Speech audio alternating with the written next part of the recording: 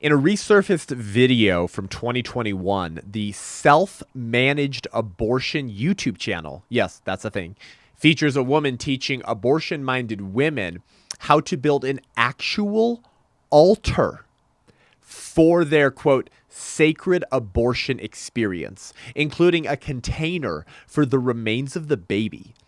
And a pro-life woman goes undercover and infiltrates the Iowa Jane Collective, who recently held an abortion doula training and instructed participants on how to perform do-it-yourself abortions at home and support women seeking to kill their babies as states move to restrict the procedure.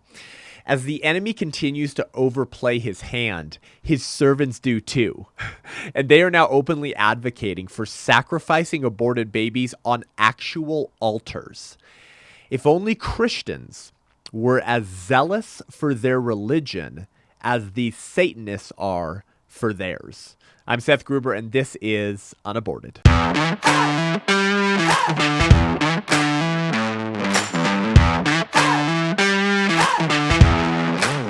Well, welcome to the show today, guys. Thank you so much for tuning in. We are coming to you from the road, as I have been in Colorado this weekend, doing 3 events in a row with the Mountain Republicans in Evergreen, Colorado Right to Life event at Colorado Christian University, and Sunday, August 7th at a wonderful church called Agape Kingdom Fellowship in Wheat Ridge, getting people engaged in the fight and equipped to stand in a moment like today, because we are beginning to realize, and if you probably have for some time, that if the church doesn't wake up very quickly and with a lot of excitement and energy to engage the culture, this abortion battle is only going to get bloodier.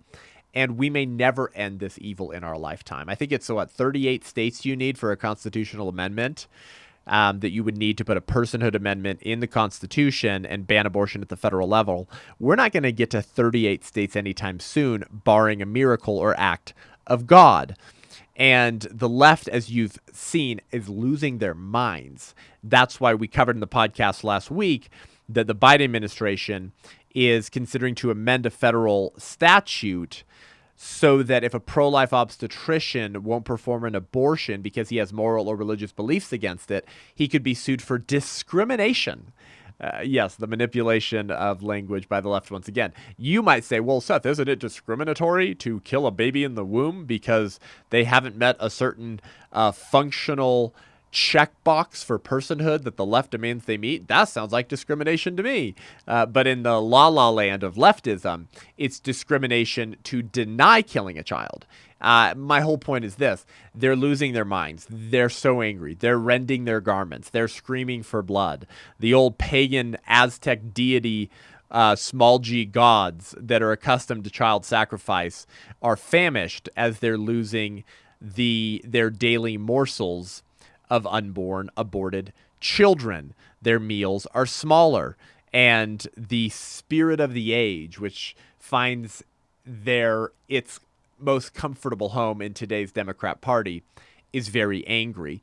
And so I wanted to jump into the show today talking on this issue from that spiritual side of things, that religious side of things, because of the religious admissions of so many abortophiles and abortion advocates. Now, if you have been involved in the pro-life movement for some time or have followed these things closely, you know that the other side, well, the honest advocates on the other side, have admitted that abortion is kind of religious for them. It's, dare I say, a sacrament. They'll even admit that the baby becomes a sacrifice. But most abortion advocates aren't that honest. They won't speak so honestly. And yet some are again now. And I think it's because of what we said in the intro to the show. When the enemy overplays his hand, his servants do too. Reminds me of what Christ said when he was blasting the Pharisees one time. He says, you are of your father, the devil.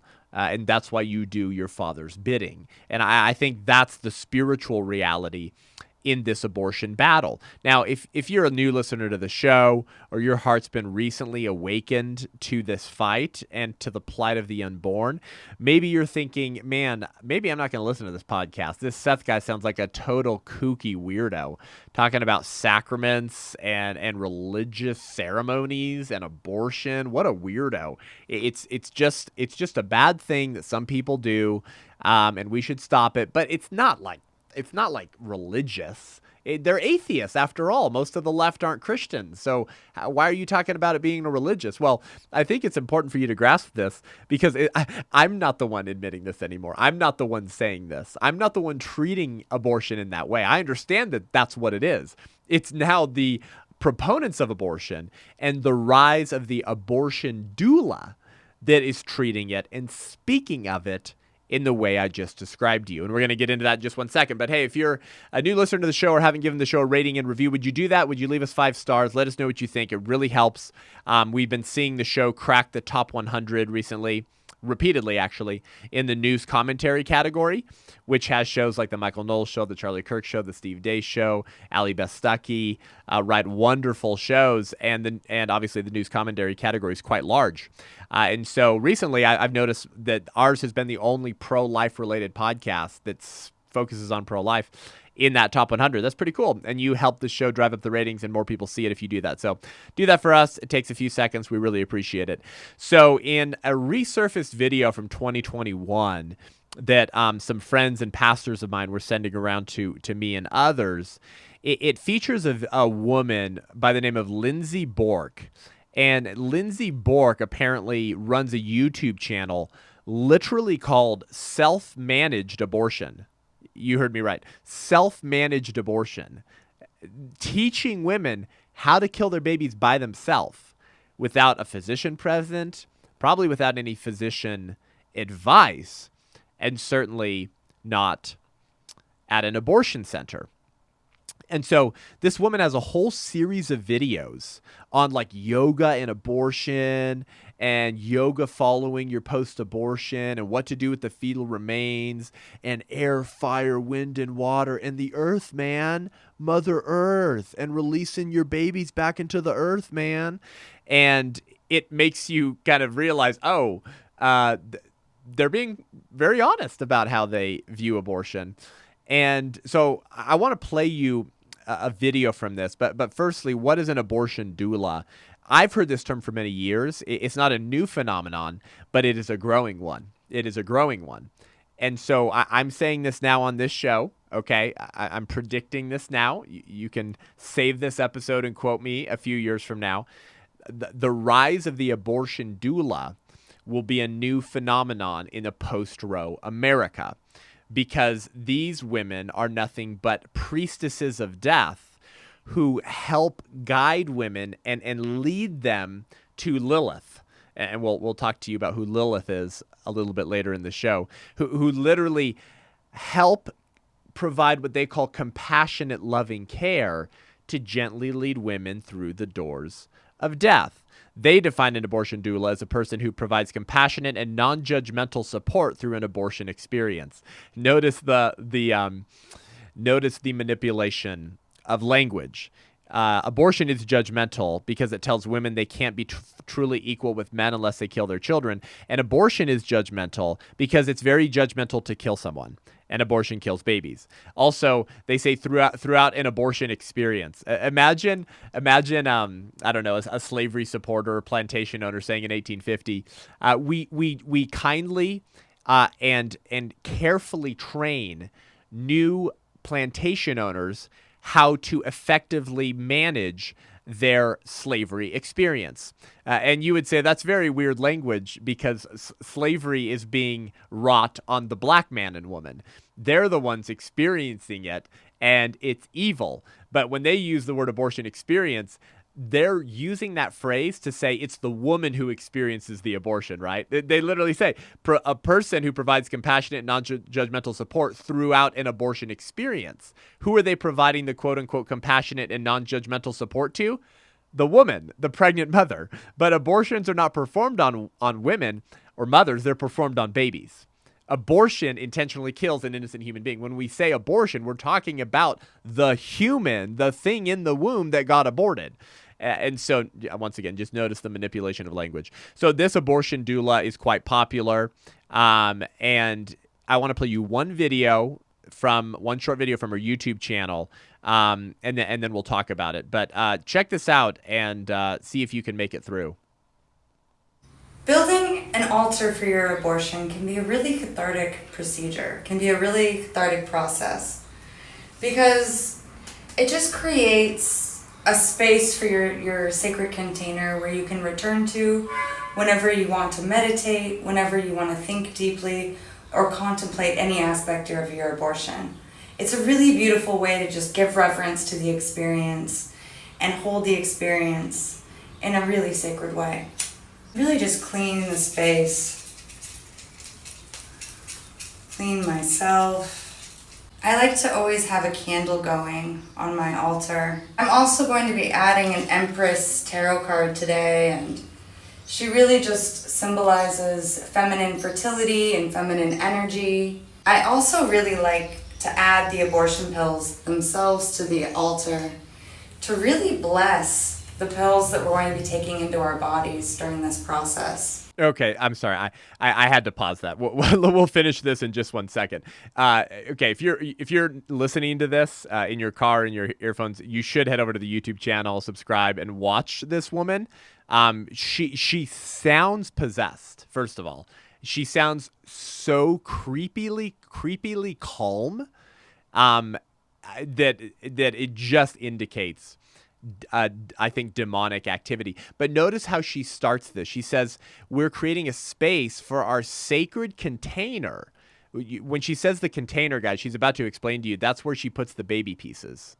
Whenever you want to meditate and give reverence, she said, to the experience, give reverence to the experience and hold it in a really sacred way. So she's using explicitly religious language, reverence, awe, sacred.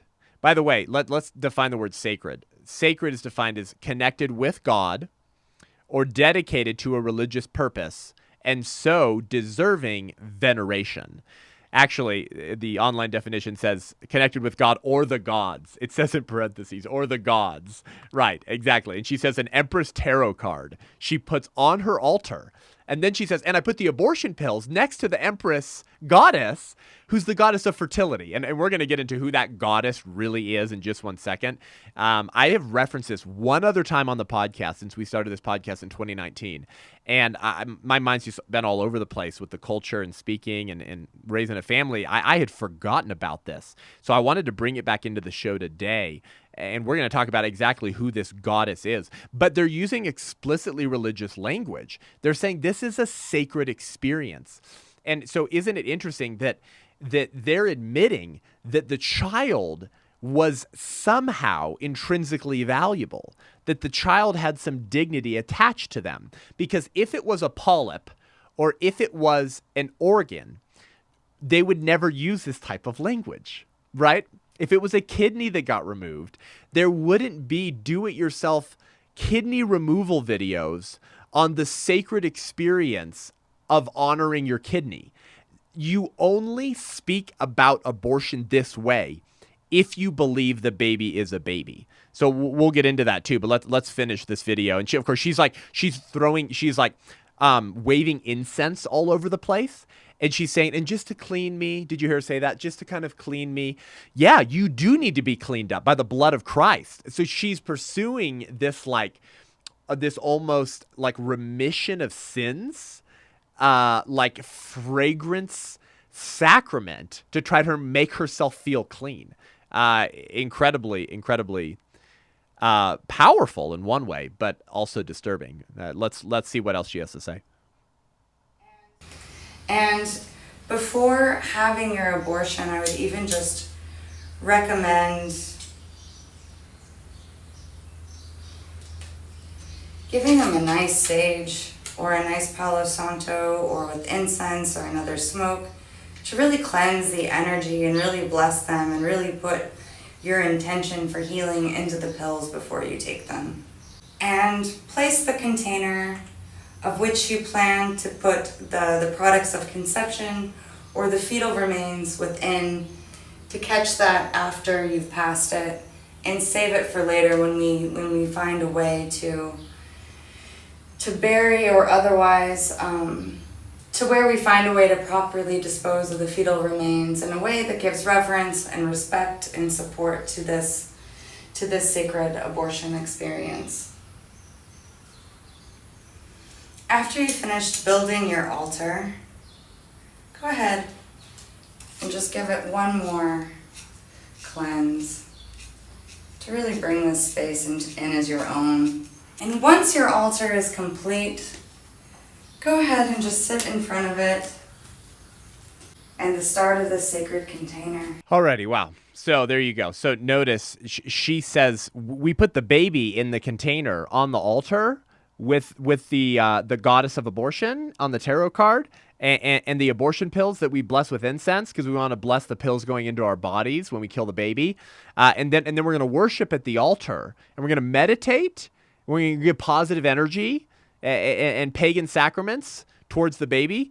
And she says we're going to leave the baby in the container until later when we can dispose of it in a way that treats it with reverence. Once again, they're using language that you would only use if you believed that the baby was a baby and had some dignity attached to them. So it's just a full-blown admission now that the baby's a baby and we all know that, and you're just killing the baby. And so abortion doulas are now literally training and calling for the construction of altars on which you almost literally burn the murdered child to a pagan goddess whose picture is literally on the altar. And we have been told by apolitical, I'm neither left nor right pastors, for decades that this is a political issue, and that's why we only tangentially reference it when we say God loves babies, but we don't actually do anything to stand against it. And yet the priestesses of abortion and the advocates of abortion are saying, yeah, it's a baby and we sacrifice it and then we burn it on an altar and we worship ourselves. You think you can preach against that, Pastor? You think you can preach against false religion? Just unreal. So who is Lindsay Bork? She's an abortion doula from Montana. Says her home state is poised to end legal access to the abortion services. If that does happen, she says, it will make me question if we'll continue to do business in my home state and if that's a safe place for me where my rights will be protected, she said. Bork has been an abortion doula for 15 years and believes abortion is a sacred process. She says, I have a strong connection to the Creator or to God or to the conscious life force that connects us all. Bork says, who was raised Catholic, and I find most religions very beautiful, and I find really resonant truth in all of them, right? So they coexist, right? Polytheism, and the belief that, well, really all religions lead to God. Bork aims to meet clients where they are, noting that the experience of abortion can be spiritual for some, while others might trigger a religious reckoning. One way she supports clients from a range of belief backgrounds is by helping them create personal rituals. There you go. I recommend having an altar or place of prayer for the whole duration of the procedure, Bork said. The client is invited to maybe write a letter to the baby. Okay, so this is her speaking, okay? This is not an author of an article quote like saying what she told. This is the abortion doula speaking.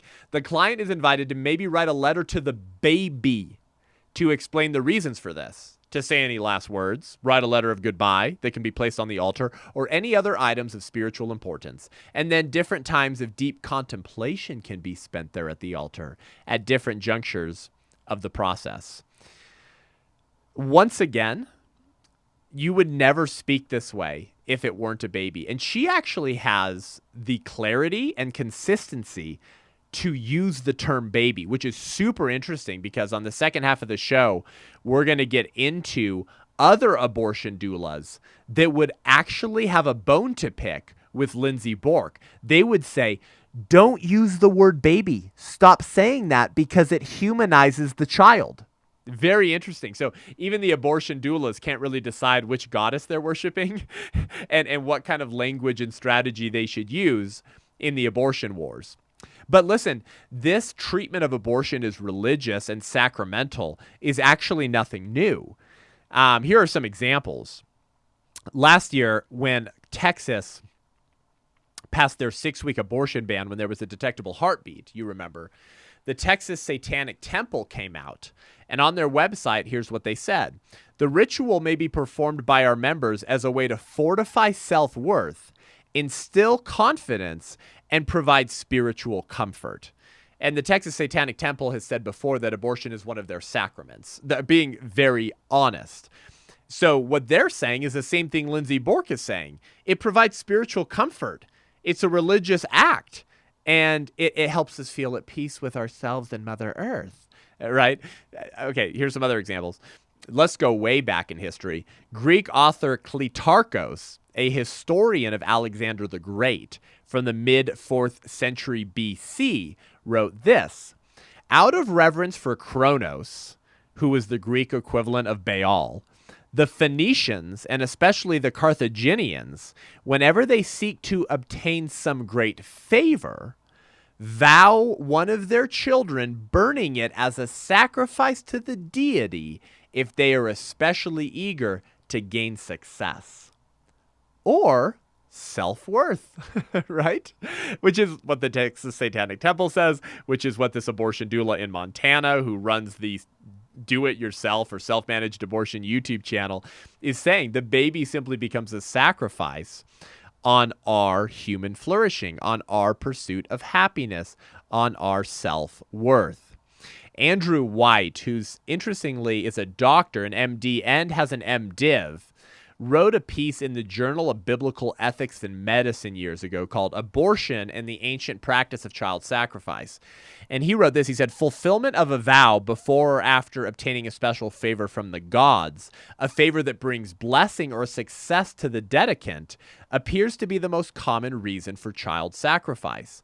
So he's saying in his study of child sacrifice in biblical times, the most common reason for doing so was to receive a blessing or receive spiritual comfort from the deity you were sacrificing your babies to. It's the same in mission once again.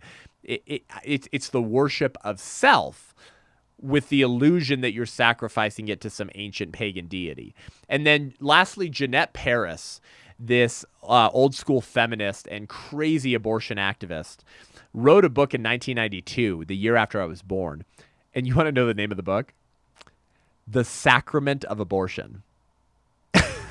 So when I'm speaking and I say, hey guys, hey, you should realize that for the left, abortion is their sacrament, because abortion says you must die so I can live, but Christ says I must die so you can live, and abortion is the pagan replacement for man's pursuit of eternal life. And then you have abortion advocates in 1992 writing books called The Sacrament of Abortion. Here's a few lines from her book. She says, I have drawn inspiration throughout this book from a guiding image, the Artemis of Greek mythology. Okay, who was the goddess Artemis? She was the goddess of childbirth. Weird, ironic, sick. She says the inspiration for her book, where she calls abortion a sacrament, is a goddess who was the goddess of childbirth, which would entail what? The valuing and protection of life, birthing children. And she's saying, oh, no, actually, it provided the inspiration for me to defend killing children. She says abortion is a sacrifice to Artemis. Abortion is a sacrifice for the gift of life to remain pure. I mean, it just makes you think of the Lindsey Bork figure, right? She's got all of her incenses. She's saying, here, I do this and I wave it on me to make myself feel clean. Right, you want to feel pure. You have to convince yourself that what you did was not murder, but it was just your right. And then another line from Jeanette Paris's book. She says, our culture needs new rituals as well as laws to restore abortion to its sacred dimension. There's that word again, sacred dimension, which is both terrible and necessary. I have to think that Lindsey Bork has read Jeanette Paris, right? She says it's sacred and it must be restored to a sacred dimension, which she says I understand is terrible, but necessary. Here would be the question.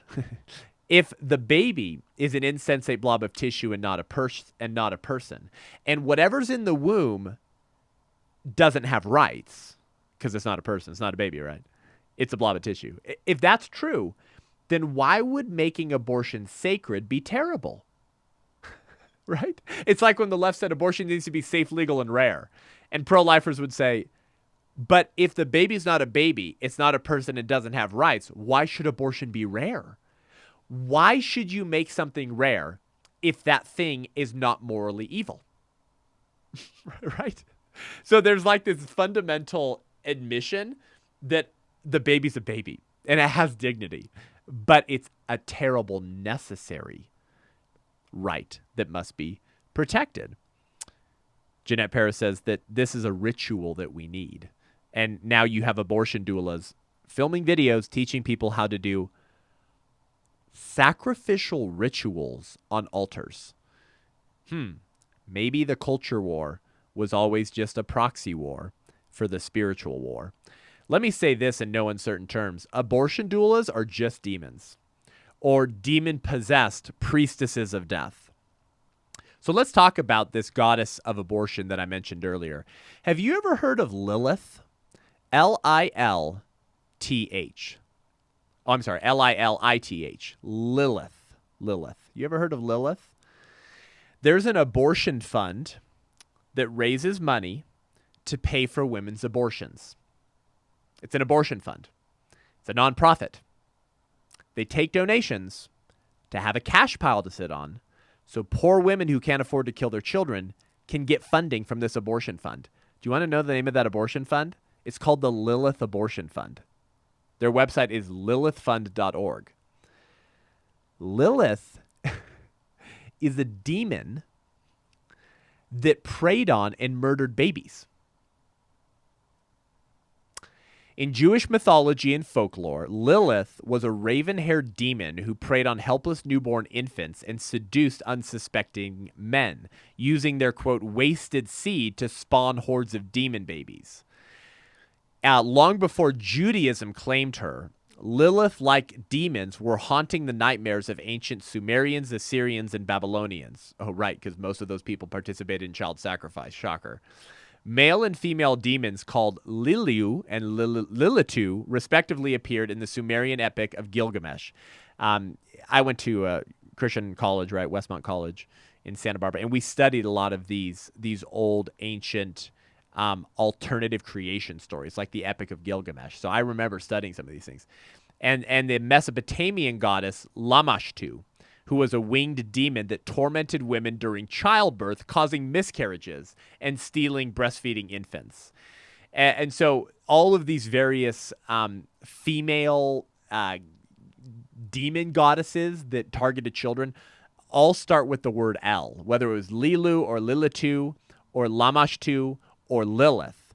They were L-named spirits, and the thing they have in common was a sinister desire to strike at humans where they were most vulnerable, particularly pregnant women and newborns. And so in Jewish folklore, Lilith is literally a demon who steals babies. When someone tells you or shows you who they are, okay, you should believe them. I want you to dwell on this question for a little bit. If the left really didn't believe that the baby was a baby, if they believed what they told us, right? And what do they tell us? It's not a person, it's not a baby, it's a blob of tissue, and it might have human DNA in it, but it's not a full human. It has no rights, it has no dignity. Okay, that's what they tell us. Okay, pause, follow this train of thought. It's actually a very simple train of thought. If they freaking believed that, why would some of the priestesses of the abortion industry, the leaders, the presidents of organizations, the activists, the radicals, the advocates, why would they name an organization after an ancient demon known for stealing babies? Isn't that an admission that the services they provide are related to babies? Right. It's called a Lilith fund, a demon fund to fund the killing of babies. I mean, can you get more honest than this? If I could find pastors who have as much clarity on this fight as the abortion advocates do, I could change the world. Now, of course, I am finding many of those pastors. We're connecting with them, and we're starting pro-life ministries, and we're getting them engaged. And I'm friends with some absolute warrior pastors that I'm very grateful for, but they're still the minority. Here's another example. There's an abortion clinic in Portland, Oregon, that opened in 2021. Do you want to know the name of that abortion clinic? You probably already guessed it, right? The Lilith Clinic. The Lilith Clinic. It's not just a fund that raises funds to kill babies. They literally kill babies in a center named after a goddess demon known for stealing babies and causing pregnant women to miscarry. 2 months after the Lovejoy Abortion Center closed. Yeah. There was an abortion center in Portland, Oregon called Lovejoy, okay? Or just outside of Portland, I'm sorry. Lovejoy Abortion Center closed in early 2021 or at the end of 2020. The Lilith Clinic opened shortly after in downtown Portland. It wasn't as large as Lovejoy had been, but the clinic is working to fill the gap that the closure left behind. The Lilith Clinic opened its doors in March of 2021 during the ongoing COVID-19 pandemic. Many staff members, carried over from Lovejoy to the Lilith Clinic. And the director said, just because there was a pandemic, the need for health care for women didn't go away. They're naming their center after a baby-killing demon. So I thought it was important to sort of unpack all of that for you, because you have to know your enemy in order to effectively defeat them. And we need to begin engaging with the priestesses of death as if they are priestesses of death, because they're telling us that's what they are. They're saying we need altars and sacrifices and incense and blood and worship and pagan yoga. And we need to honor the goddess of abortion by putting her names on our centers. So whether it's satanic abortion doulas or actual abortion activists and their clinics, they're telling you the baby is a baby and it must be sacrificed to demons in order to keep the gift of life pure. Now, here's an interesting point. The abortion doula from Montana, right? She's totally honest. She says, my client should write letters to the babies they're killing to honor them. She's honest in calling it a baby. She's almost saying we need to humanize the babies that we kill by writing them letters or burning incense for them. But the abortion doulas we're going to discuss next from Iowa, okay, strongly recommend that we not humanize the baby and advise against using words like baby or child. So they're almost more winsome and strategic in how they engage the culture for their deadly agenda. But Lindsay Bork and other abortion doulas are almost saying, hey, come on, guys. I'm grateful for your work. We should help more women kill their children, but be honest.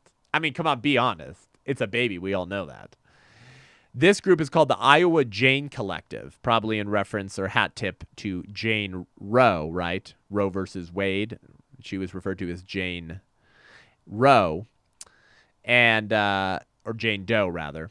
The Iowa Jane Collective is hosting an abortion doula training. So this is an Iowa-based volunteer organization. It calls themselves the Iowa Jane Collective, and they recently held an abortion doula training and instructed participants on how to perform do-it-yourself abortions at home and support women seeking to terminate their children as states move to restrict abortion. So this is very interesting because for the vast majority of the abortion rights movement, they've said something like this. I'm sure you've heard this before. The abortion decision should only be a decision between a woman and her doctor. Have you heard that? I mean, they always said that. Between a woman and her doctor, right?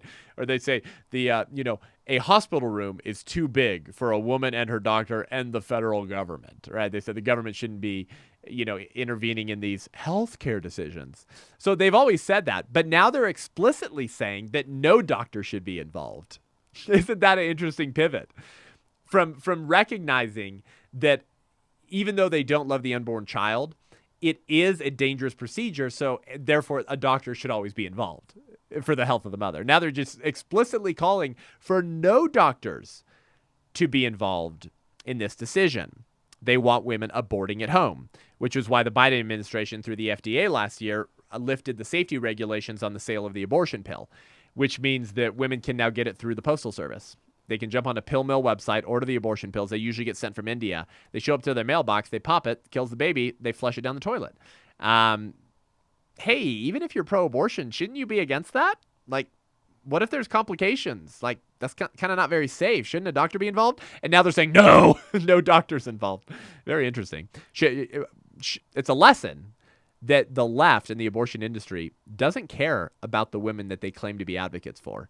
For the abortion industry, pregnant women become just as much of a sacrificial lamb as the unborn child is on the altar, right? They're calling for altars now of abortion access. Now, you may have heard of the Steve Deace show. Steve Deace over at The Blaze is a phenomenal conservative Christian voice in the culture wars. I enjoy his podcast. His daughter, Anna Deace, I believe, infiltrated the abortion doula training that this Iowa abortion organization put on. And I believe it was all through Zoom. I don't think it was in person because they're probably afraid of COVID. And they're probably all quadruple jabbed, right? And so the slideshow in this training explicitly recommends several different forms of dangerous illegal abortion methods for women to pursue, such as yoga and massages and steam treatments and acupuncture. Like crazy stuff. They're calling for manual vacuum aspiration abortions at home, meaning literally like you're vacuuming the baby out yourself without any doctor. And then they advise herbal abortions. They say guidance from an experienced herbalist increases the safety and effectiveness of this procedure. Essential oils should never be taken internally due to safety concerns, but various kinds of herbs are often used. And then they list a bunch of these herbs. I've always had trouble with this word. Prostaglandin imitators, which are cervix softeners, oxytocin imitators, which they say are uterine contractors, progesterone inhibitors, which they call endometrium shedders, teas or whole herb capsules that are dosed every few hours, multiple herbs combined together, herbal pessaries and oils sometimes applied directly to the cervix, and use if continued until bleeding occurs. I mean, like crazy stuff. And if you're listening to the show, we have the screenshots here as well. So the slideshow covers alternative methods of abortion that women may pursue at home without any assistance of a licensed physician, including popular methods such as medication abortions, as well as other techniques such as the herbal abortions and manual vacuum aspirations we just referenced. A manual vacuum aspiration, according to Women's College Hospital, is, quote, a simple procedure done early in pregnancy which uses the suction of a syringe to remove the pregnancy, they call it, pregnancy tissue from the uterus. Another slide describes how many women may use induced hyperthermia to induce abortion, which means intentionally overheating your body with hot baths, sauna, steam, a hot day, untreated fever, or vigorous exercise to cause the baby to die. This slide mentions this technique is, quote, most effective before 12 weeks and often done in conjunction with other methods. Okay, just to be clear, none of these people are doctors. None of them, not a single one. There were over 130 people on the call. So the abortion industry, in no uncertain terms now, literally wants to send unlicensed, normal Joe and Janes to help people in your community kill their children. The rise of the abortion doula. This will be the next chapter in the post-Roe abortion wars. But the abortion doulas and the trainees in this call would take issue with Lindsay Bork, the Montana abortion doula's honest language in acknowledging the baby is a baby. So here's one segment from this abortion doula training that Anna Deace was able to infiltrate. Listen to this. A fetus, the medical definition is like the tissue of a pregnancy that grows past 8 weeks gestational age. Before that, it is considered an embryo. A baby or child, using that sort of language, contains connotations of personhood. So when I talk about abortion, I talk about pregnancy tissue. It's not wrong for somebody to use the words baby or child when they're talking about a pregnancy. But like, you don't necessarily want to be using language that your client might be uncomfortable with. Always important to like mirror your client's language and check in. Of course, we'll talk more about that later. There you go. So she says, well, you know, I guess it's not like wrong to use the word baby, but I don't use that word because I don't want people to think it's a baby. So we would advise against using words like baby or child, because then, like, the pregnant mom might think the baby's a person. They might think it's a person. She literally says baby and child includes connotations of personhood. Ew!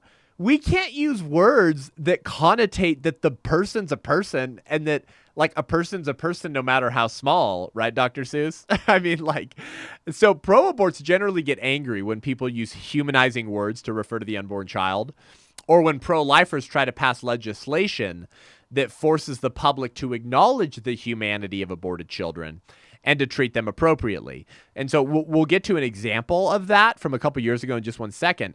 But notice, defining your victims out of existence has always been a primary strategy of the practitioners of genocide. Let me say that again. Defining your victims out of existence has always been a primary strategy of the practitioners of genocide. Why? Because the real words might have connotations of personhood, right? So you have to redefine your victim class. This has always been the strategy. Okay. Slaves in America were often assigned extremely dehumanizing names. Do you know this? Have you studied the history of slavery? White racists would refer to black men as and women with terms like Mingo or Savage or Gollywog or Jezebel. And now you hear terms, of course, like Uncle Tom, right? Which they call any black pro-life conservative who, as Clarence Thomas says, deigns to think for themselves and to have their own ideas. What about the Holocaust? Well, they didn't use the word Jew very often. They didn't use the word person. They used the word pigs, rats, vermin. They used these words to refer to Jews. Go study Nazi Germany. Go study the literature. Go study the communication between the Nazis. Nazis would use words like parasite or bacillus. Want to know what bacillus is translated as? Bacteria. Have you made an abortion connection yet? Abortion advocates have long referred to the unborn child as bacteria or as a piece of vermin. They've used these words to refer to the unborn child. Of course, the unborn child is not bacteria because bacteria, by definition, is a different species than its host. But these are the words that the Nazis used to describe those that they exterminated.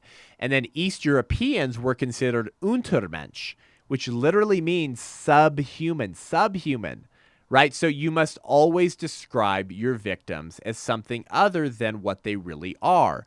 Otherwise, they will be humanized in the public conscious, in the public square, and the people will be less likely to go along with your agenda when you're calling these humans for the humans they are. And so how does the left refer to unborn children today? They call them POC. What does that stand for? Products of conception. In fact, the Montana Lindsay Bork abortion doula used the term in the video. She said, this is where the container we put the baby, the fetal pieces, or the products of conception, POC. They can't call it a baby, right? And then they use the term pregnancy tissue. Did you catch that? Pregnancy tissue. Folks, there's no such thing as pregnancy tissue because pregnancy is not a thing, it's a condition. Pregnancy is a condition. Conditions don't have tissue. Beings have tissue. So when you're pregnant and you're a woman who's pregnant and you're a human being, what kind of being are you pregnant with? Well, that's another human being, so that would be human tissue. There's no such thing as pregnancy tissue. But these are the terms that the left must use. By the way, abortionist Warren Hearn, in his textbook Abortion Practice, which is the leading medical textbook that teaches doctors how to kill babies, he analogizes the unborn to parasites, right? Kind of back to that Nazi word bacillus, bacteria, or a parasite. And he says in his book, he says, the relationship between the mother and the baby can be understood best as one of host and parasite. But obviously, Dr. Warren Hearn does not know the English language. Here's the definition of parasite. An organism that lives in or on an organism of another species and benefits by deriving nutrients at the other's expense.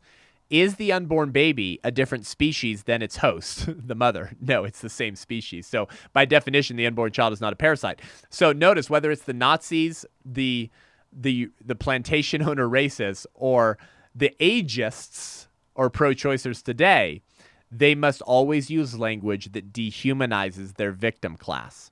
And so they hate whenever pro-lifers propose legislation that humanizes the baby or humanizes the baby after they've been aborted. At the end of 2019, in December of 2019, Pennsylvania passed an abortion law requiring burial for fetal remains. Very interesting.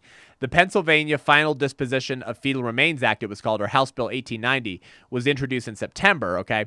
And the bill redefines fetal death to mean death at any point in pregnancy after conception. Under it, health providers would have to cremate or bury all fetal remains if they aren't claimed by the parents. The bill passed through the state house and was being considered by the state senate. Its sponsor stated, Representative Francis Ryan, told the Associated Press, quote, "We wanted to craft something that was voluntary, that provided the family with the ability for closure, the ability to understand that a human life was lost, their life that they'd been striving for so long." So you see, this bill, it's a reminder that these are human beings and that they deserve dignity even after death. But the abortion industry lost their freaking mind. They said these types of laws have seen a surge in the United States. According to Rewire.news, super pro-abortion publication, part of the reason is due to cost. Right now, remains are usually incinerated. Yes, that's true. Usually they burn babies after they've been aborted, which is cheaper than burial or cremation.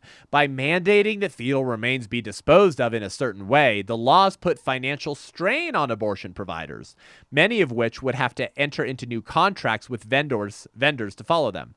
The increased cost of burial and cremation could then translate to providers having to increase the cost of abortions themselves, which is a barrier to access for low-income women in particular. So translation, guys, translation. If we can't take our abortions to market at a competitive price, we'll lose a market share of children who might survive, because low-income women won't be able to afford our increased prices, which we had to increase because we had to pay more to bury the children that we murder, rather than incinerating them for energy, which, by the way, in Washington, D.C., quite literally happens. They burn the bodies of aborted children to create energy for the city. We're going to have to apologize to Joseph Mengele, folks. This is just another way for anti-abortion lawmakers to remove people's agency, they say, right?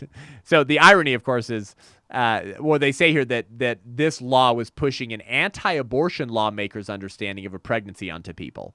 The irony is that the abortion industry pushes their understanding of pregnancy on the pregnant women that they treat like prospects and the children they dismember. So at the time, Pennsylvania Governor Tom Wolf in 2019 vowed to veto the bill. So what did all this really mean? Why were they so angry about giving murdered babies a proper burial? Because the pro-abortion movement won't entertain anything that even slightly insinuates that unborn children are persons with the rights therein. Demanding that murdered children are given a proper burial with a death certificate communicates that these unborn children are children with a humanity deserving of respect. So here's the question of the century. Ready? If aborted children should be shown respect after death, then perhaps they should have been shown respect while they were still alive. How could we have shown them respect while they were still alive? Ding! I know. Don't kill them. If there's something intrinsically valuable about the baby after they've been aborted, such that they deserve a burial and a death certificate, then certainly they had enough dignity to deserve a right to life.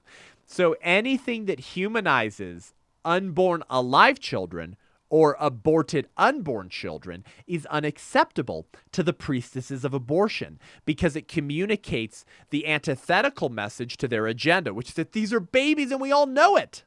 So notice, they're angry at bills like this, which is why these abortion doulas in Iowa are saying, don't use the word baby or child.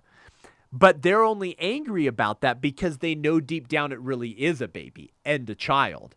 They're just not as honest as Lindsay Bork is, the abortion doula in Montana, who's teaching people how to create altars to burn the baby pieces, because she's willing to be honest and say it's a baby. And we should write letters to these babies. Their parents should tell them why they killed them. Well, I think Lindsay Bork's middle name might be Legion. Lindsay Legion Bork. Do you see now? Are your eyes opened yet? Are you awake? They're telling you what I've always been telling you. It's not coming from my mouth. It's coming from the horse's mouth. And if we could have the moral clarity on this issue that the people who kill babies do, maybe we could turn this American experiment around. Now, they don't have moral clarity in the sense that they think it's wrong, but you know what I mean. They have clarity in the sense that they know what's really happening. They just don't care because they have to bring these children to Lilith. Lilith demands the babies. Feed me, she says. We need Lilith tarot cards on our altars because it reminds us of who we're really worshiping. This is what they're saying. We need to worship Lilith. We need to name our centers Lilith. We need to name our abortion funds Lilith. Before you know it, the abortion industry is going to be naming the babies that they allow to live Lilith in honor of their true goddess. Oh, for Christians who are as zealous for their religion as the Satanists are for their religion. Thanks so much for tuning in to the show today. Head on over to iTunes, Spotify, YouTube. Give the show a rating and review. Let us know what you think. It really helps us reach more people. Today, as of this recording, Sunday, August 7th, we hit 14,000 subscribers on YouTube, on the YouTube channel, which is phenomenal. And we want to see that keep growing, trying to fly under the radar at the technocrats of YouTube who just announced they're cracking down on abortion misinformation and disinformation. You help us do that by hitting subscribe. Can you also go subscribe at Rumble? I have been pressured by my friends to start a Rumble account for if and when I'm ever pulled off of YouTube, which might be inevitable. We won't get the same traffic on Rumble, but we know we'll be able to exist. So to insulate us against cancellation, can you go to Rumble? UnAborted, Seth Gruber. Go find it on Rumble and subscribe. We appreciate that. If you want to book me for an event or sign up for my newsletter or hear me speak live and local soon, go to sethgruber.com, SETHGRUB as in baby boy, ER.com.